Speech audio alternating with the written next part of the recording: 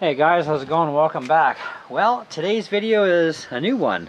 I picked up this A10 Thunderbolt from a customer, and he'd only flown it once, crashed it, and did some damage, but we were able to repair it.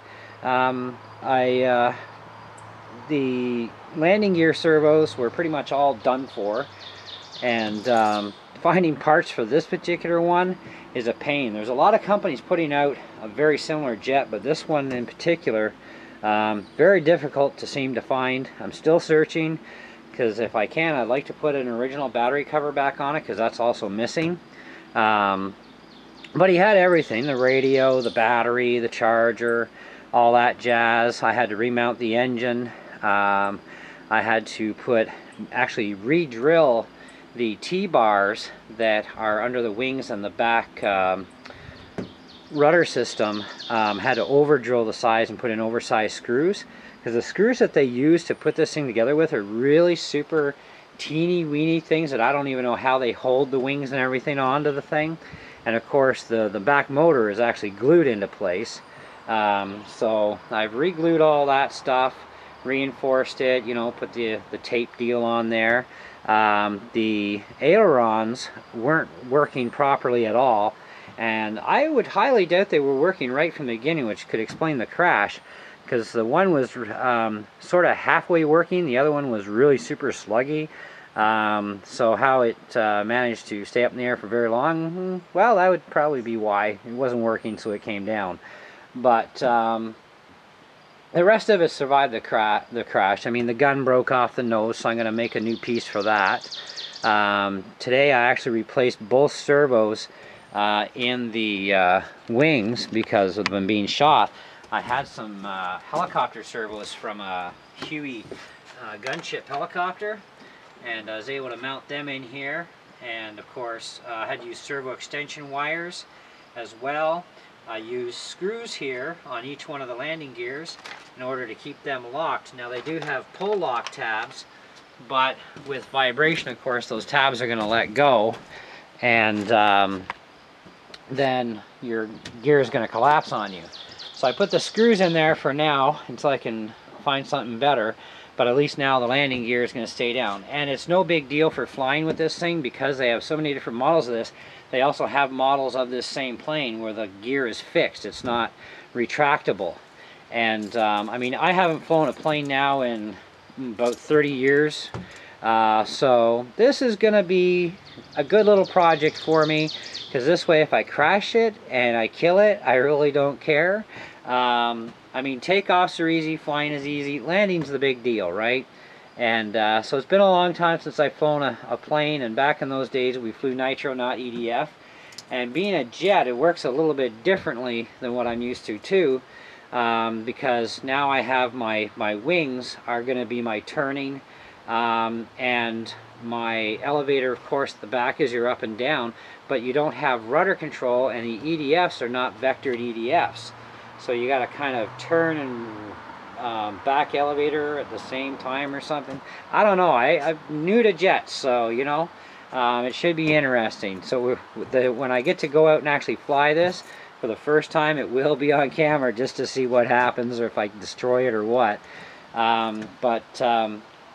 I've been working on this all day, and I thought I'd show you guys. I'll just plug it in here.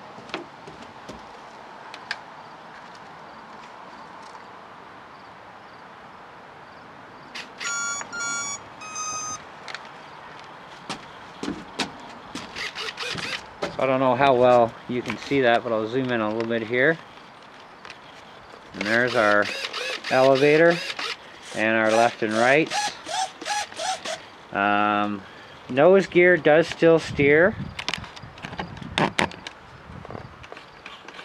So my steering is all hooked up and running. And of course my engine.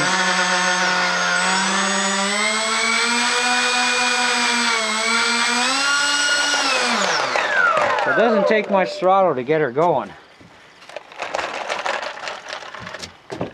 So, not a bad little machine. The top fire radio system's 5-channel, and channel 5 on this thing was originally for the retracts. Well, not anymore. Channel 5 is now going to run a lighting kit. I'm going to actually check out the lighting kits online for airplanes and see what I can get that won't be too much of a hassle to install. And I do want to put a lighting kit on this. I'm not going to fly it at night, but you know, they're bright enough even during the day. It kind of looks cool type of thing.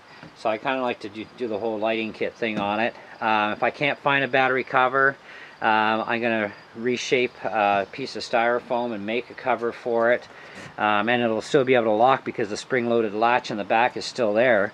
So I'll just put a support tongue underneath it to lock it at the front, and then the back will lock it down, and away we go, and we're ready to fly.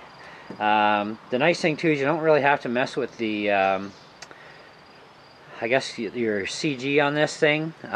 It's got a weighted nose and already, but the battery is also in there, and it's pretty much in a fixed spot. You can't really move it around to change your weight ratios. This thing is tail heavy, so if you pull the battery out, it becomes very, very light at the front end. So the battery actually helps keep that thing all set up right. But hopefully I can also remove the canopy up top and put a couple of little guys inside, make it look like they're flying type of thing. And we'll go from there with it. But this is our project so far in the works.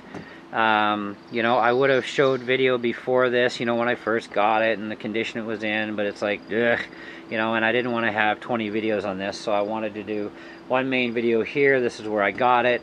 I'll do another video once I make the battery cover for it, and then the last video, of course, will be when we get to fly it. So I'm going to check with the RC group in town here and find out when they have a free fly day, and then I can take it out to the airfield there and fly it. But not bad. Now, as far as wingspan goes on this thing, it's about 42 inches, 42 or 44. She's got a pretty good wingspan on her. It's a good sized plane. 68mm ducted fans on it. You know, brushless, of course. I don't know if the ESCs are 20 amp, 30 amp, or 40 amp. I mean, it depends on where you buy this thing. They have it with the 68mm with either size of those ESCs. And I haven't even thought about attempting to open up the engine mount to see what they're marked as, but I don't really care. They do a really wonderful job.